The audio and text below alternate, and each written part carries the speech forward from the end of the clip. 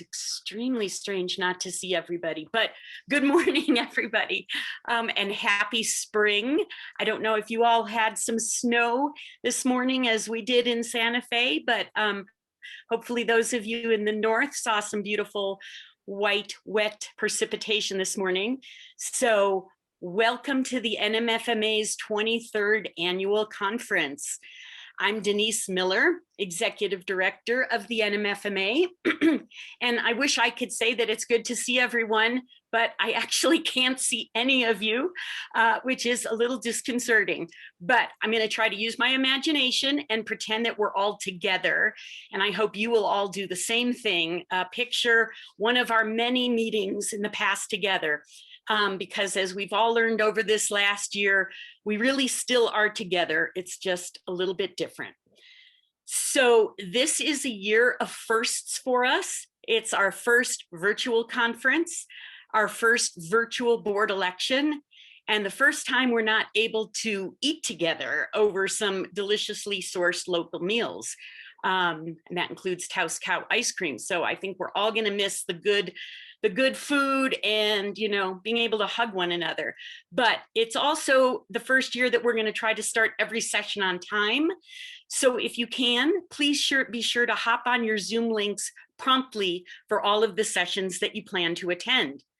As you look over the agenda for the next few days, you may notice there are some topics we won't be covering this year because we simply didn't want to have 8-hour Zoom meetings. We just didn't think that was going to be productive for anybody. So what we decided to do was keep each day's session to no more than 3 to 4 hours in total, so that even if you want to attend every session that we're offering, you won't be locked onto the screen for the entire day. And instead of cramming all of our usual content into 3 days, we're instead going to bring you quarterly workshops with deep dives into some of the topics that we couldn't get to during this conference. So that'll include things like how to use the marketing tools like Good Food NM, and how to attract new customers to your markets, and how to make the most of the New Mexico Grown program. And speaking of the New Mexico Grown program, which includes the schools, senior centers, and early childhood sites, we decided not to focus our content during this conference on the New Mexico Grown program, because in just a few weeks, there will be a virtual New Mexico Grown Institute taking place. So please be sure to register for that conference if it's of interest to you. And I think Ashley or Michael, someone is going to put in the chat a link to that registration for New Mexico Grown. So just a few more housekeeping details before we get started with our featured speakers from the Department of Agriculture. In this Zoom webinar, as you've probably noticed already, you will not be able to see other participants or to be able to control your video or microphone.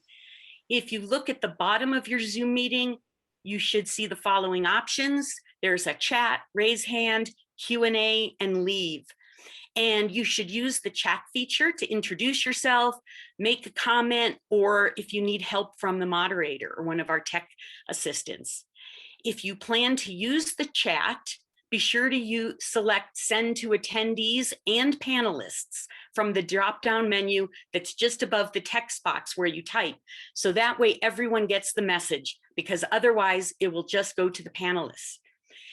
You can raise your hand, which is a feature if you have a question or concern, and you'll be addressed at a good stopping point or instructed to use the chat feature. You can use the Q&A to ask questions pertaining to the session, and we'll get to those after the speakers. And then, of course, you use the leave button to exit the webinar if you need to leave. So at the end of the presentations, we're going to have an opportunity to ask our speakers questions. And again, you'll use your Q&A button at the bottom of your screen. This helps us track the questions so they don't get buried in the chat. And we'll remind everyone how to use this feature before the Q&A with our speakers.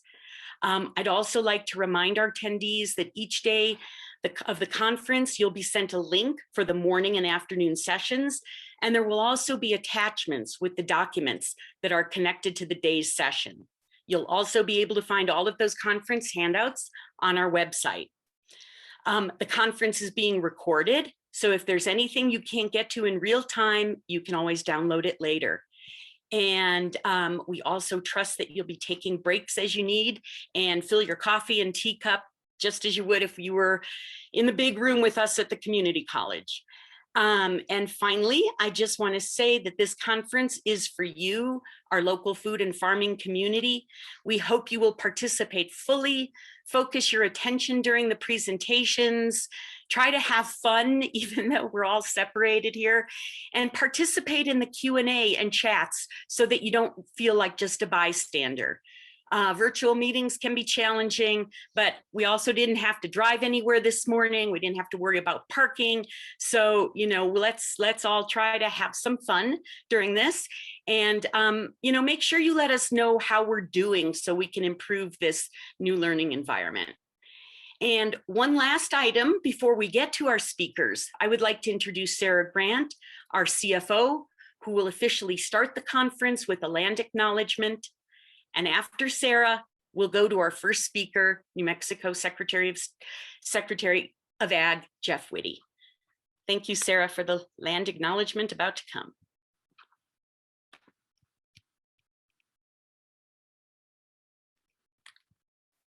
I think she's probably here. She comes.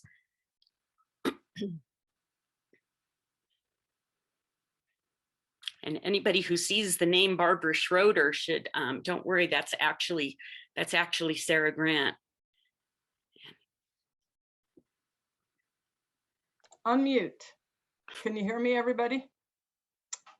We can. Okay, good. Okay, here we are zooming into cyberspace together this morning, a seeming no man's land zooming, but actually we're each in our bodies and on real land, the earth. I'm on Tewa land, Okopoge, before it was claimed and named Santa Fe. As a settler on Tewa land, I sit in deep gratitude for the generations of stewardship by Tewa people who have and continue to maintain right relationship with the land, air, water, and beings here. I must remember every day to be gentle on this land. It's not my place to demand, extract, or assume. And yet I sit in front of my computer, a pretty extractive device, in my home, on the internet, all brought to me by global supply chain that keeps me cocooned from ecological and human fallout.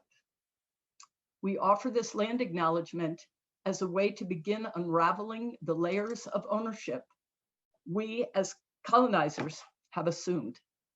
We know we must move from words to action towards repair of many harms done both past and present in order to ensure both Indigenous liberation and healthy futures for our land, water, and air.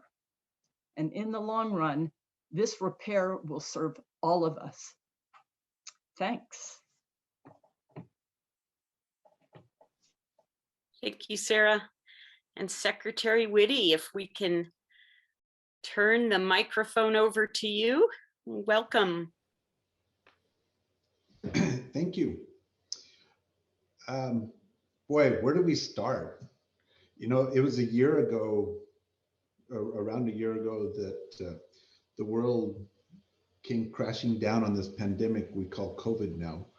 And you think about what's happened over the last year. Wow, how things have changed.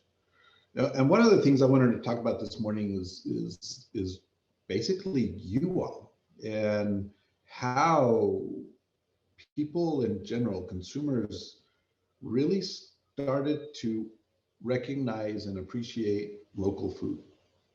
And if pandemic has taught us one thing, it's the importance of that local food.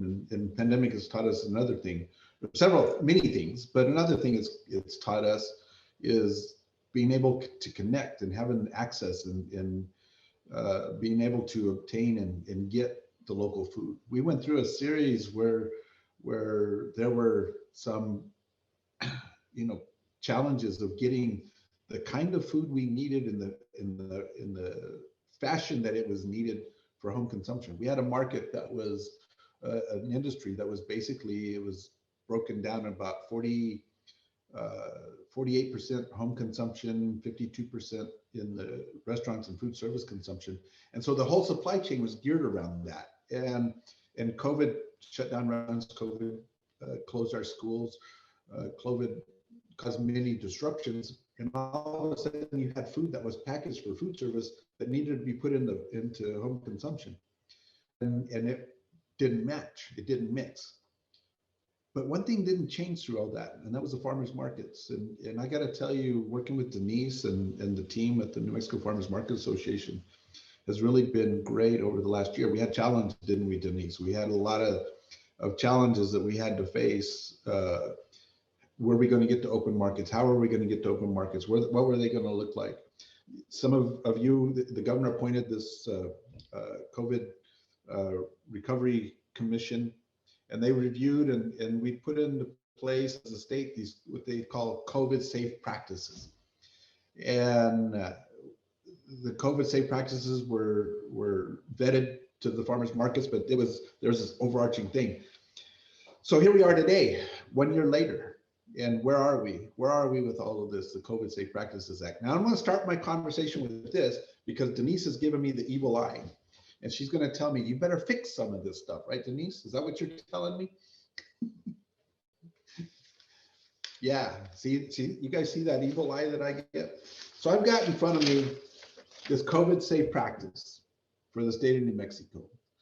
And this is the one specifically for grocery stores and farmers markets. And on the second page is a couple of things. And I've got two things circled that were highlighted recently by a conversation with Denise and the Farmers Market Association. And it was one of the COVID safe practices is to restrict customers from touching any produce or products after they have purchased. And the second thing was configure stands so the consumers will request products and staff will then bag the produce.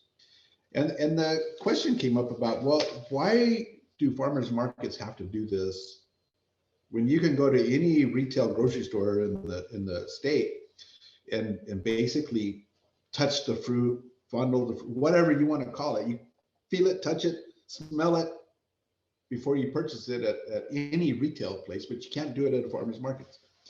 So I've been working with the governor's office, and they have not changed the COVID safe practices yet, but I have been assured, Denise and everybody on the call, that the new version, when it comes out, at a minimum, those two things will be eliminated.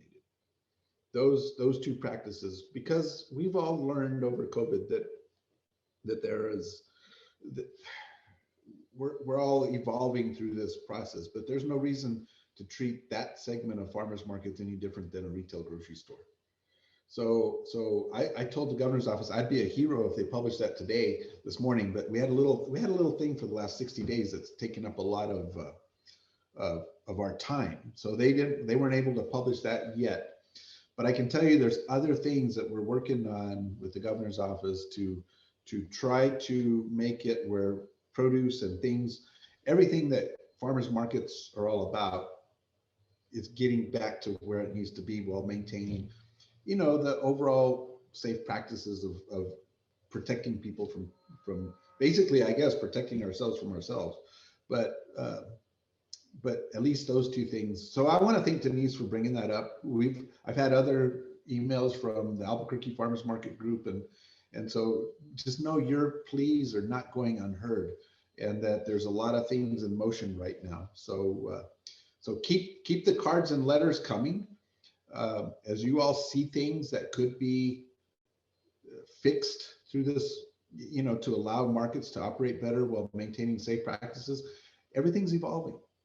Everything's evolving, and these are the things that we can bring up that really take us to that next level of being able to market and sell our produce and everything else that we grow in the state of New Mexico and maintain those safe practices. So I wanted to start with that because I didn't want to get into everything else I talk about and forget about that most important thing, because Denise has only told me about 14 times, make sure you're able to address the COVID safe practices. She did not know I was going to say what I said this morning about those two things. I've got high assurances that they will be eliminated. So that's a good thing. But where we, you think about where we've come from over the years with farmers markets, and really the New Mexico Farmers Market Association and all of you throughout the state, 70 some odd markets across the state, have really provided that opportunity to grow New Mexico agriculture. When I started at the Department of Agriculture, 27 years ago, it's like an eternity ago. There wasn't this many farmers markets, and the things that you sold didn't include all the stuff that we grow today. You have helped drive and define farming in New Mexico. You provided that opportunity, and you provided it very well because you maintain the integrity of what we grow. When I look at the what's required at each farmer's market, you all require that it be grown in New Mexico, and that's a good thing.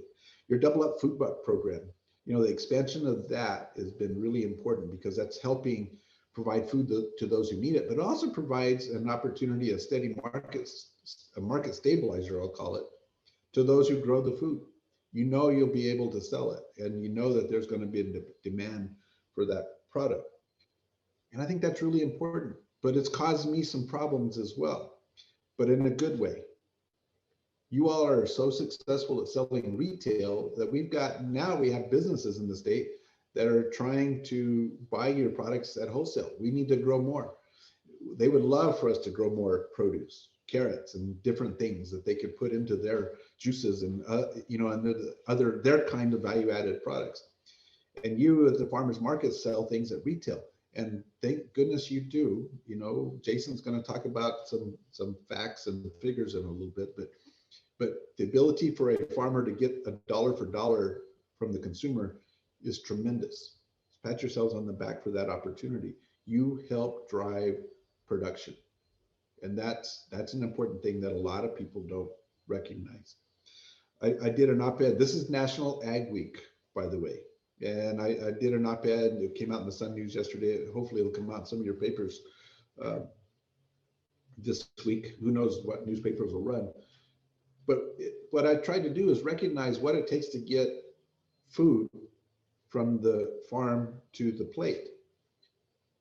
The amount of time it takes, from 6 months to several years before you take the beginning of production all the way to consumption. And a farmer has to take that risk. Farmers markets help alleviate some of that risk by creating that market, but it still takes time, and we still have to recognize those farmers for what they're doing.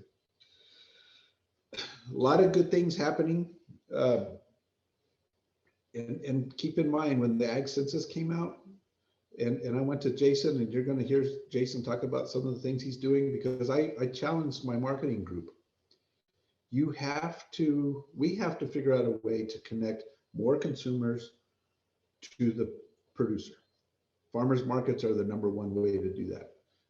But in New Mexico, only 6% of our producers, according to the last ag census, direct market their products to the consumer. We need to help increase that. Hopefully, the COVID has shown that there's a market. Hopefully we'll have the infrastructure in place to help keep making that happen. But that's a challenge I gave Jason and his team. We have to figure out how to do more connections from the producer to the consumer. And like I say, farmers markets are you all are 100% all the way on that deal. So as you continue to grow and you continue to evolve, I just want to tip my hat to Denise and her team, but to each of you, the market managers from across the state. You all make it happen. You make it happen every day. And without you, there's a lot of producers out there who wouldn't have the markets that they do. Without you, there's a lot of consumers out there who would not have the opportunity to taste that local food, fresh local food. So yeah, I see a comment in there. Why would you want to sell carrots for 70 cents a pound when you can get them at $4 at the farmer's market? Exactly. I hear you 100%. I'm behind the $4 carrot. I'm just telling you some of the people that have talked to me about wishing that they could get more local stuff to put in their juices and their other mixes that they're doing on the value added stuff. But I'm all for the $4 stuff. Don't get me wrong. Anyway, thank you again for everything you're doing. We'll always send messages about practices that you see that we could fix on the COVID safe practice thing. Any amendments, that's an evolutionary document. You've got to help, you've got to keep it in front of us all the time. So, send the cards and letters. I appreciate that. So with that, Denise, I'll stop and turn it back to you or to Jason, however you want to flow this, and I'll hang out until Jason's done and we can answer some questions if any come up. So thank you, everybody. That's perfect. Thank you, Secretary. Lots of good comments in there that I'm sure we'll get to after Jason New speaks to us. And Jason, I can never quite spit out your title accurately. So I know you're the head of marketing, but I'm going to let you give us your exact title and take it from there. Thank you. Sure. Thank you, Denise. Can you hear me okay? Okay. Well, good morning, everybody. And thank you for allowing me the opportunity to speak this morning. I was truly honored and humbled by Denise's invitation and really excited to attend my first annual conference, even if it's virtually this year, Zooming. Hey, but it's great timing, right? It's 2020 session has just wrapped up over the weekend, spring break for many, and things are in bloom. And as Jeff alluded, it's National Ag Week. No, but really, I wanted to participate and speak today, really to get to know my industry better and really introduce myself and get to know each of you. But as Denise alluded, my name is Jason New. I am the Division Director of the New Mexico Department of Ag Marketing and Development Division. We just call it the Marketing Division. I live on a small family farm near Las Cruces. Farm raised. I have a couple of degrees from NMSU in ag, and I've spent virtually my entire professional career in connected agriculture in some form or fashion. The last 10 years of which I've worked for Secretary Witte at the department, and in the last 14 months as a new division director. And you may ask, what is marketing? The marketing division's charge? And it's simple. It's to identify new and expand existing domestic and international markets for New Mexico agricultural commodities, livestock, and processed foods, design and implement promotions for local commodities, develop the state's production of specialty crops, inspect produce for quality standards, report market news and agricultural statistics, license produce brokers and packers, and provide organic advisory and marketing services to our organic farmers, ranchers, and food processors. My division houses 15 team members that work in a variety of different capacities, geographically located across the state. And in all of this, we do work closely with the New Mexico Farmers Market Association team.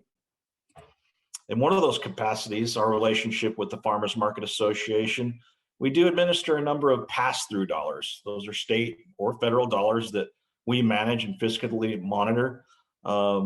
And roughly 300,000 of those are administrative funds go to the New Mexico Farmers Market Association, and approximately 350 for SNAP and Double Up Food Bucks program.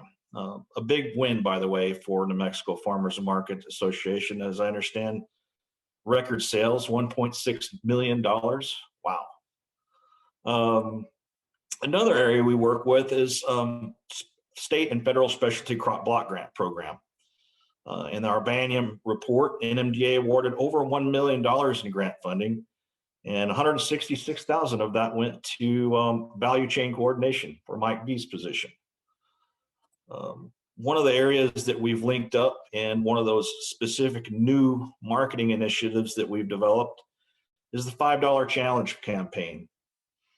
You know, we've always been very, very strong in B2B. And this is one of those new initiatives that's really gained traction in the B2C movement. We launched our pilot in 2019 and aligning it with our produce season. Its focus was primarily on produce and increasing the purchase of local food and ag products by spending $5 each time. I believe we actually did our initial rollout at the Las Cruces Farmers Market. And then from there, we expanded in our retail events at the Lowe's grocery stores. Mike V was very instrumental in assisting with that. And it was tied to our Double Up Food Bucks program. In 2020, we expanded quite a bit, actually, from roughly 20 retail partners to over 120. And our focus was on COVID recovery, economic recovery, and we expanded our reach to our recent advertising campaign was almost 1 million contacts. So it's really taken hold. And it's that broad-based PR campaign approach that we're talking about, and that's consumer awareness, local food campaign. And already we're planning for 2021, looking ahead to an enhanced vision and future collaboration opportunities with New Mexico Farmers Market Association.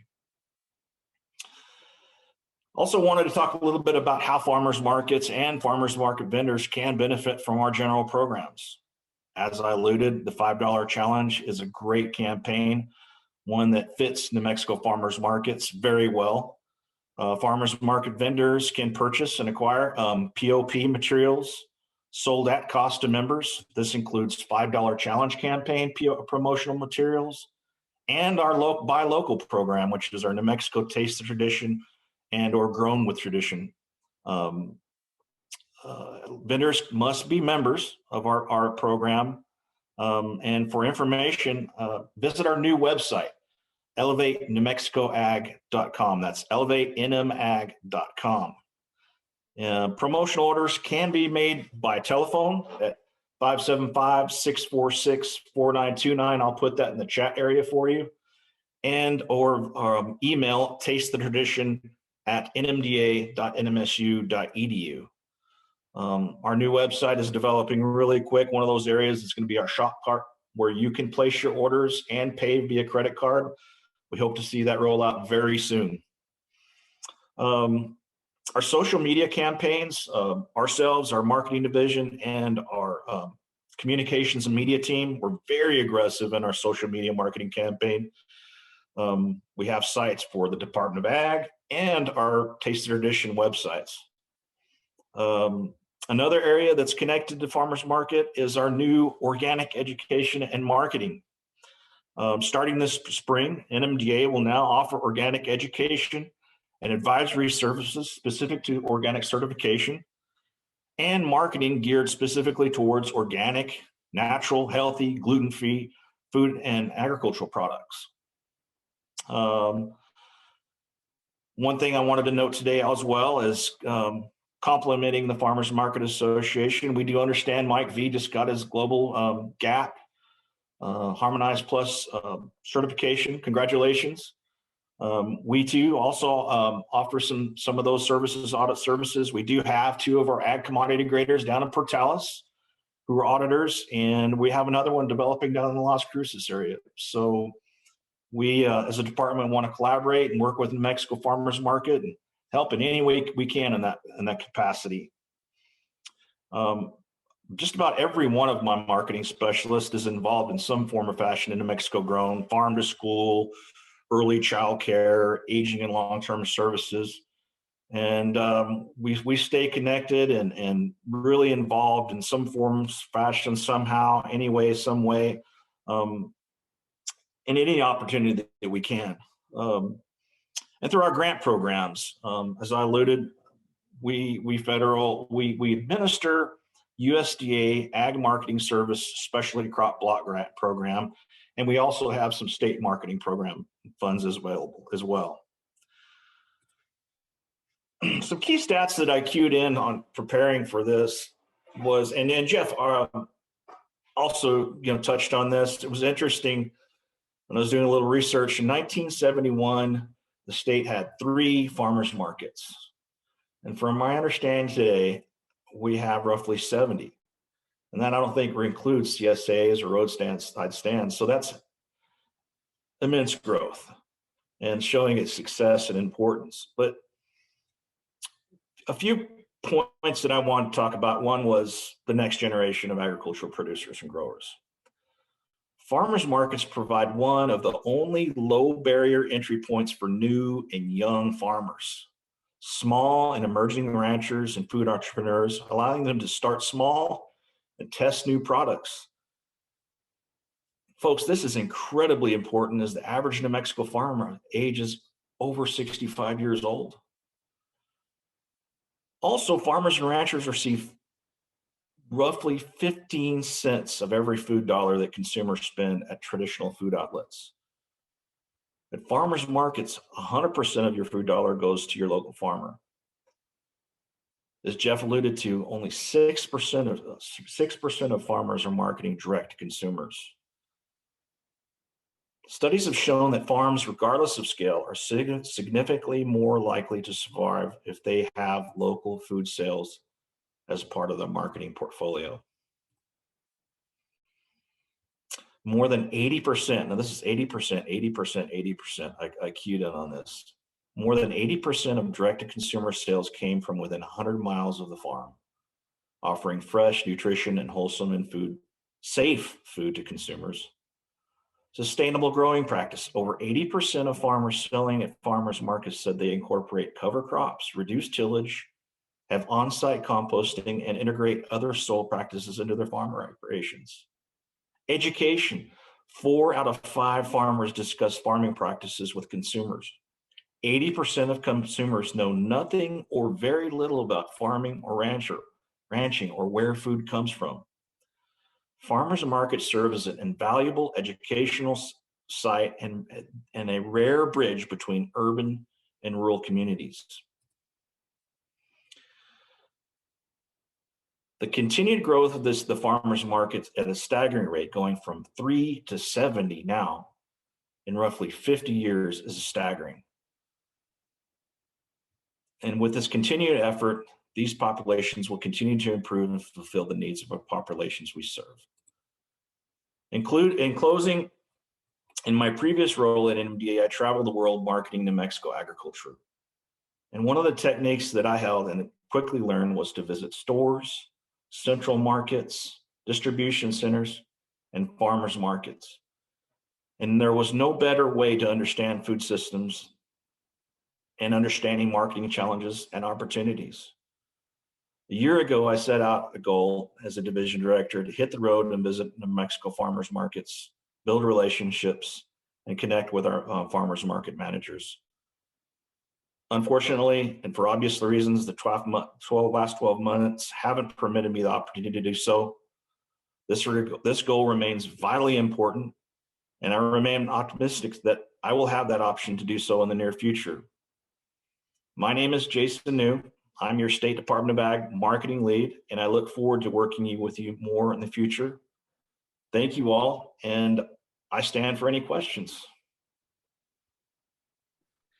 Excellent. Thank you, Jason and Jeff. And we've had some comments in the chat, but I'm just going to remind folks that if they've got a specific question for Jeff or Jason, and we're also watching the chat, but there is a Q&A button at the bottom of your screen, and that helps us just make sure we don't miss anything in the chat. So please use the Q&A button if you've got a specific question. Boy, a lot of what you both covered, just rings true on so many fronts. Obviously, everything about this last crazy year, the need for trying to help producers shift where their food might be being sold was really obvious. The way local food rose to the prominence because the supply chains were breaking down. That was all, it was a crazy year. And we really appreciate our very close working relationship with NMDA that we've had from the beginning, which most groups, where there are similar associations to ours across the country, they don't have anywhere close. I think I can really say this.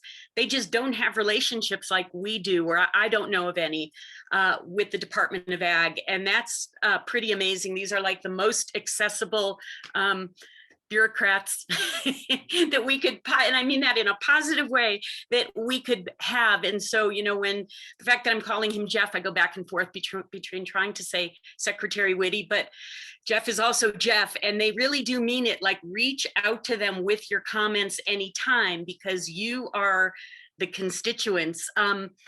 I'm going to look and see if there are any. I don't see questions coming into the Q&A yet, but I do have a question for whoever it's more appropriate to here about the organic program. Jason, you mentioned something about organic education, and I haven't been able to exactly keep up with what's happening with the organic program, but if I'm right, and maybe you could just clarify this. So is the state is no longer overseeing the organic program anymore? Can you just kind of clarify what's happening with the organic program? Sure. No, we still have a New Mexico Department of Ag organic program. It's transitioning into a new role that's more beneficial to our industry. Rather than being a certifier, limited to certifier or inspection and certification responsibilities, we're transitioning to education and marketing. So we will no longer be a certified agency with NOP, effective actually March 31st, here pretty quick. But our role is to actually educate and offer advisory services. That's something that we couldn't do before because of our role and the rules and restrictions that are in place with NOP. Now that service is available to anybody in the state of New Mexico as an organic producer, and at no cost. What does that include? That includes assistance in anything certification related. So does that mean it's not limited to just help with those OSPs, but those who are interested in becoming certified, or those are maybe running into challenges or roadblocks in maintaining their certification. So a free consultation services on anything organic certification related. We're going to be pairing up and working with our county extension in their education role. Theirs is going to be more centric to production. Ours is going to be more on certification. On top of that, it's going to be Lauren Aguirre. She's our current certifier. Her role is going to be also in marketing organic. Her focus is going to be on anything that's organic, natural, healthy, sustainable grown, gluten-free, and it's going to be tied really closely to New Mexico farmers market. That's going to be developing really quickly over this next year. And we see a lot of opportunity there, expanding just beyond what we normally did, handing over those certification duties to the 10 other certifiers that operate in the state, focusing on education, advisory, and marketing. Thanks, Jason. Before we go to a separate question, I want to, there's something came in the Q&A there related to organic, and I think I know the answer, but I'd rather that one of you answer. And so someone asked, Jennifer asked, does this mean we can say our produce is organic without certification?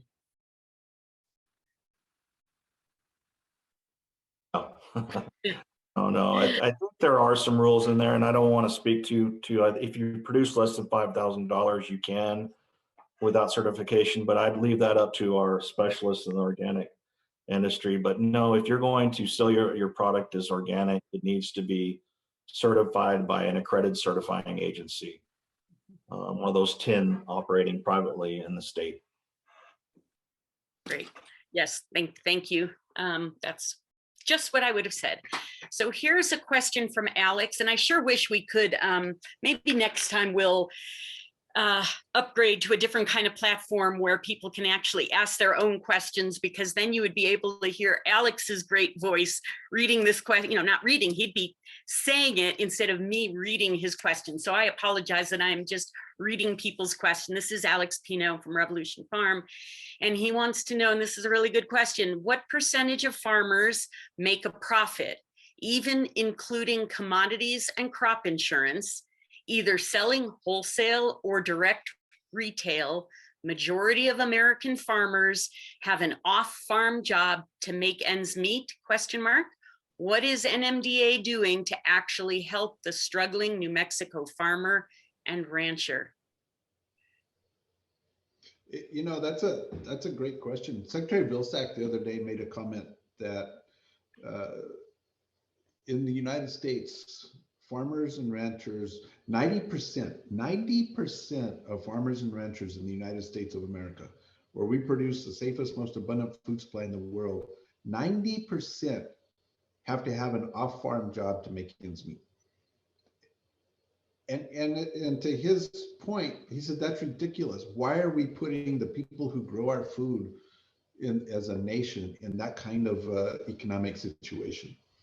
And we talk a lot about the challenge of where we're at in the world. We do a lot of, so what do we do at NMDA? We try to create markets. We try to either domestically, and I'm talking about local to farmers markets, nationally, where we're marketing green chili all across the United States, where we train different grocery chains on how to roast and sell green chili from New Mexico, to across the world, where we've got our pecans going into Vietnam. And you know, one time I asked the marketing staff to tell me to look up how many countries we export to from New Mexico. 88. The day, I'm gonna use a balance sheet approach. The day that they looked up that data, New Mexico products were going to 88 different countries across the world. So it's all about creating market, creating value, and helping along those lines. But I can tell you that there's a conflict. The conflict is we've got 30 to 40% of folks that are food insecure. They can't afford to buy the products that we talk about at farmers markets. So it's so important to have those partnerships with the Double Up Food Bucks so that we can make those local products available at a price that's fair to the farmer who produced it, but is obtainable to those who don't have the resources to purchase that local product so that the farmer can make a profit. And I think it's trying to balance that is one of the greatest challenges that we have as a department, we have as a nation, basically. And how do we move agriculture to where agriculturalists don't have to have that second job? And I think that's a challenge for the nation and probably for the world, because there's a big push for cheaper, faster food. Well, at the same time, those that are growing the food need to make a living. And people look at the assets that farmers have and they say, well, they're rich. They're not rich with cash. They have land that's been artificially valued by some other outside entity saying the land is valued for that much. You can't produce. You can't make a profit and produce at the value that the land is artificially valued at. So we got a lot of conflicts. So we try to do things with market development. We try to do things to keep your input costs as reasonable as can be. Transportation issues are huge in a state like New Mexico. We have a long ways to go. You know, you look at the size of New Mexico, you've got, I give my counterparts in the East a hard time over their states are just one good county in New Mexico typically that they're dealing with. And so farmers have to deal with that. So there's a lot of things, and I know there's more things that we can do, but this is a national issue that we as a nation need to address. And I know that probably did not answer the question. I'm just agreeing with you. Thank you. Let's see, there's a few different, it's hard to know when they all came in, but there's one that somebody pointed out, or it was in the chat that got pulled out. So I don't know when this one came in, but this is from Sarah Pierpoint. I've copied it below. Food boxes and fresh food donations were in high demand last year and will continue to be so as we are still far from economic recovery from those hardest hit in the last year. What state programs and funding do you see supporting this in 2021? So I think this is a reference to the local food boxes that we really saw proliferate last year with philanthropic funding that we were able to get out to folks, and where communities came together and found ways to pay local farmers for the food and then get it to those most in need. So yeah, what state programs do you see supporting this in 2021? So I think there may be some more COVID cares, whatever you want to call it. American Recovery Money, I think is the new term that's coming out, the new program. But basically it was using federal funds to get resources to the food banks and others that could help deliver those products and get it out there. We had a tremendous issue during COVID in getting food to those who needed it in the form they needed it, especially those in the tribal communities that were on lockdown and they couldn't travel outside to get food resources. You know, part of the challenge was getting food that was, you could take tons of food, but if it wasn't in a format that would work for their families and their living structures, it didn't do any good. So we had to really work to make sure we had that capacity to do that. And we used all resources, from the farmers markets to the private industry to everything we could think of. Everybody had to chip in to make that happen. So I think it's more of a federal. In New Mexico, the resources that we'll have are going to come from the federal side of the equation and the philanthropic side of the equation as well. Okay, and we just had a note in the chat that asked Jeff if you could turn up your mic a little bit. So I don't know how to do that, but maybe I'll get closer. Right, and my internet all of a sudden sounds wonky, so hopefully it really won't be. But you know, and I just want to follow up with, there was a comment, again, this is the downside of this format, but Alex Pino had a follow-up, which I think is worth mentioning. And that was, you know, to the question about how to help farmers not have second jobs. And he wrote, small farm subsidies would help. And subsidies definitely would help. I can echo that. So I just wanted to bring that comment from the chat up. Here's a question from Andrea Warner, who asks, the cost of the organic certification has been out of reach for many farmers growers. With this new program, help make the cost more accessible for smaller growers?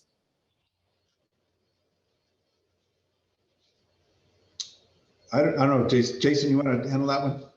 Sure. No, you know, there right now the new vision for the program doesn't have any, you know, cost save subsidies associated with it. I will note this though, that those that are transitioning, as operations transitioning from NMDA to others, there is a refund opportunity out there to refund up to $500, not to exceed 50% of your certification costs with a new certifier. I believe those applications will be accepted all the way through June 1st. And Jason, doesn't USDA do a cost share program on the organic certification? That's correct. Yeah, the FSA has a cost share program as well. And it's very simple. I believe 50% up to $500. Yeah. How much will it cover? Up to $500 per scope. So yeah, that's been one of the, I can tell you, I have a number of frustrations over the organic program and the way that USDA administers it and has for years. The cost of it is one of those things, but they do have that program for cost share. The unique thing in New Mexico, I don't know if it's unique, but one of the challenges we had in New Mexico is very few people would actually apply for that cost share. And we had to fight as a department to keep an amount allocated to the state for people to apply for it. And USDA just wanted to pull the resources to send them to other states because not enough people would apply for that refund, that cost share program. And part of the reason that people would tell me is like, well, you know, it's only half and it's costing us, you know, if it costs us $1,000, then it's only going to pay back the $500. Anyway, whatever the reason, but it's a challenge. So encourage your farmers to look into those FSA rebate refund programs for organic certification if they're interested.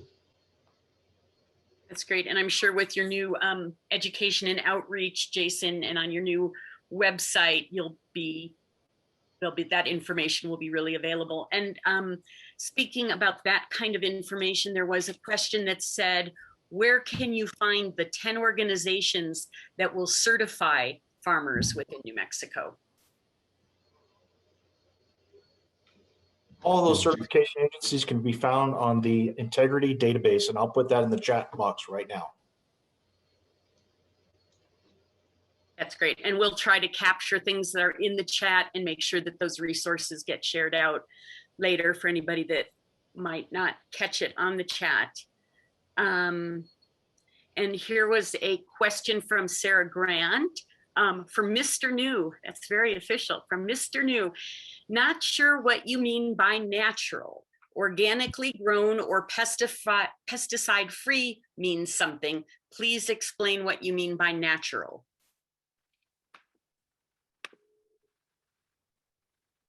Naturally grown, just that statement. Really, there's different segments in marketing segments that we focused on, and naturally grown would be more in the lines of sustainable growing practices.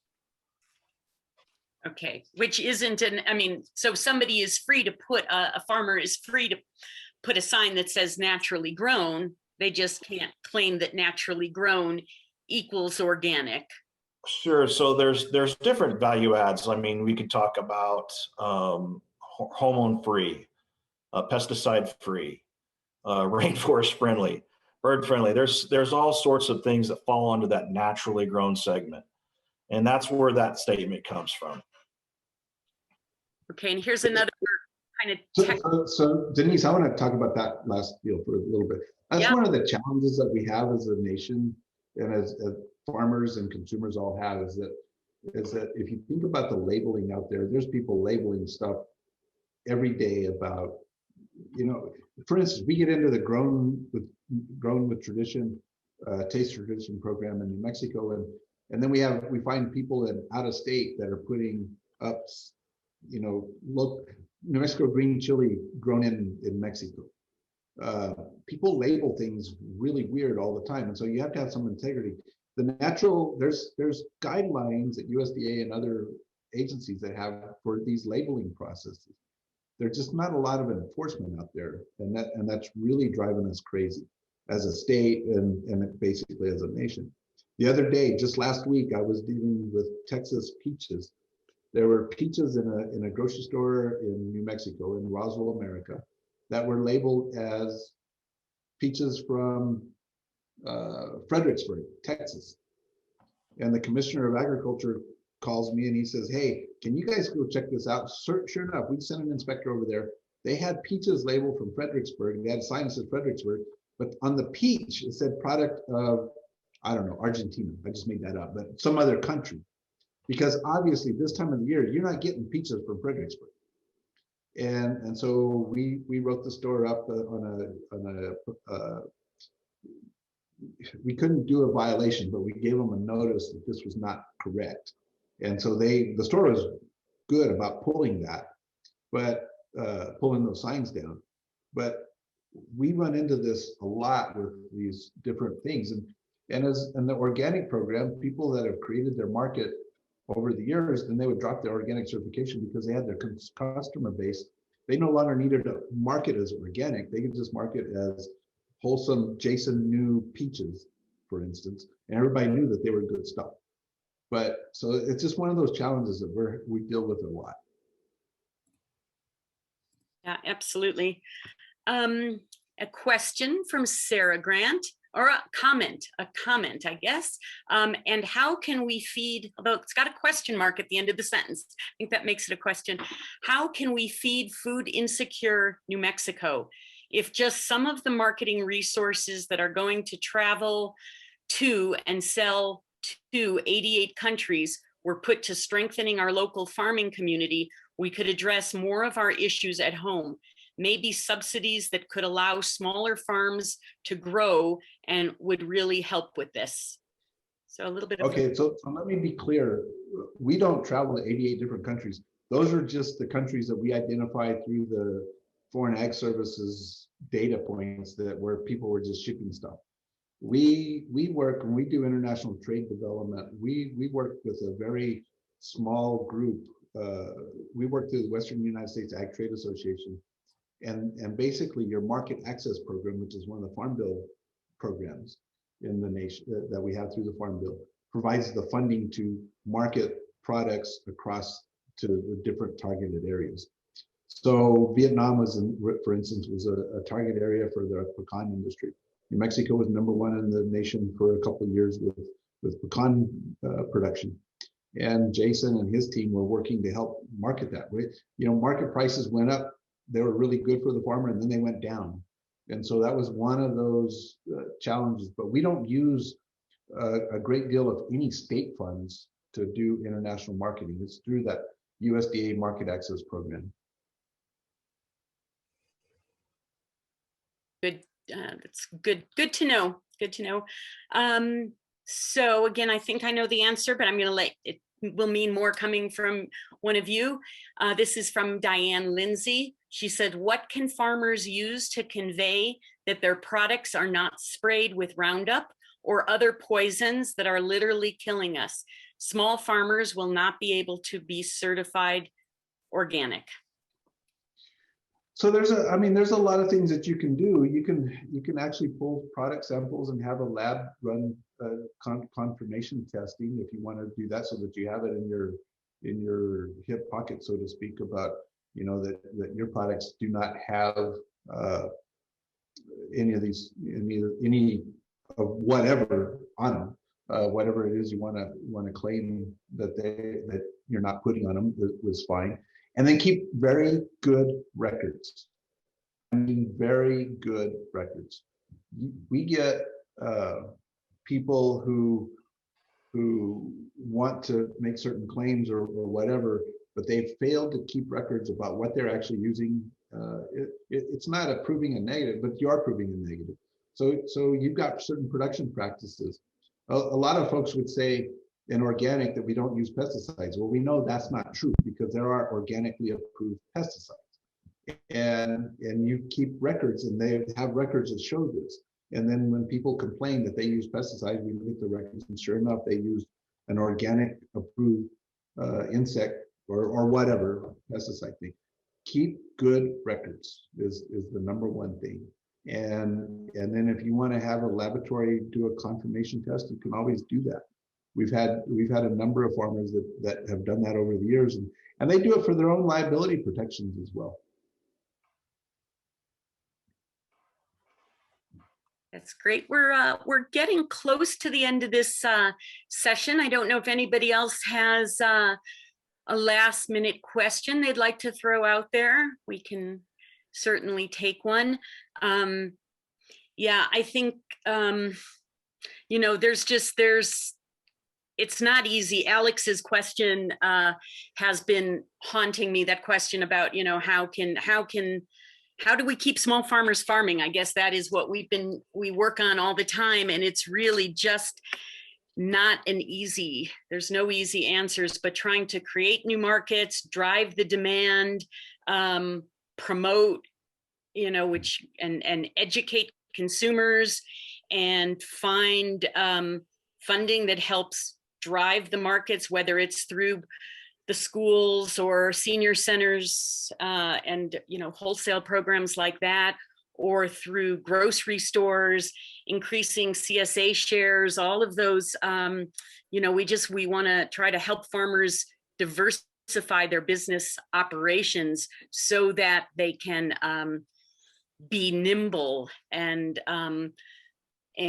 yeah, we really saw how important that was this last year. And here is one more. We'll take this as our last question, and it is from Loretta Torres, who's in Valencia County. And she says, from what I understand, our biggest problem is that we in New Mexico send most all our farm product out of state and then have to buy it back. What is being done about processing? So that's a huge priority for us. NMFMA did a study several years ago that showed 97% of what we produce is shipped out of state for value added, and then we buy back 99% of it back. New Mexico is a state that only 6% of our producers direct market to the consumer. So you see where these things don't line up, that's that. We've got to, and I've been working with the New Mexico Economic Development Department. This administration has been wonderful to work with in the area of investing in, through LEDA, the local economic development authority type cost share programs, and the JTIP, the job training and kind of deals to help grow that local market. The challenge that I've run into a number of times is that what we talked about earlier, the amount of the products that are grown here that are sold retail, that 6% that's sold retail, and we can't get enough production on a year-round sustainable basis to be able to supply those value-added entities on a year-round basis so that they can make the contracts and whatnot. So they end up going to California. And I had one value-added processor tell me they could ship in from out of state organic produce and pay transportation cheaper than they could buy the local produce here in New Mexico. So I on the one hand, I say that's a credit to our farmers that they're getting a good retail value for their product, but that was a challenge for the value added. So that's one of those things we continue to work on, is trying to make that balance, and where we can grow that local value added market opportunity and get the farmers a fair price for their products. New Mexico is a state, somebody talked about it. New Mexico is a small farm state. We don't have big agriculture like they do in California and Iowa and Nebraska. We are a small farm state. When people look at blocks of land in New Mexico, we are small. We don't have, we've got a handful. I think 98% of our producers are considered small to medium size. You've got a handful that are those large, and they're mainly in the ranching sector. But farming is very tough. It's very small scale. And so we have that economy of scale is the challenge, which is why I challenge Jason, we got to get more people connected to the consumer to grow that farm income. It's just one of those things that we have to continue to look at and evolve. And it's one thing I appreciate.